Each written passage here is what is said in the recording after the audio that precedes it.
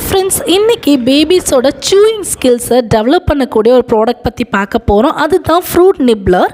இது வந்து ரீயூசபிள், நீங்கள் மறுபடியும் யூஸ் பண்ணிக்கலாம். இதில் ஒரு நிப்ளர் மாதிரி, அதாவது ஒரு லப்பர் வந்து கொடுக்குறாங்க, ஃபீடிங் பாட்டில் இருக்கும் இல்லையா, அந்த மாதிரி.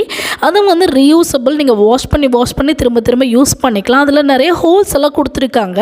ஸோ தட் நீங்கள் ஜஸ்ட்டு ஃப்ரூட்ஸை போட்டு ஜஸ்ட் ஒரு ப்ரெஸ் பண்ணால் போதும், ஃப்ரூட் ஜூஸ் வெளியே வர ஆரம்பிச்சிடும்.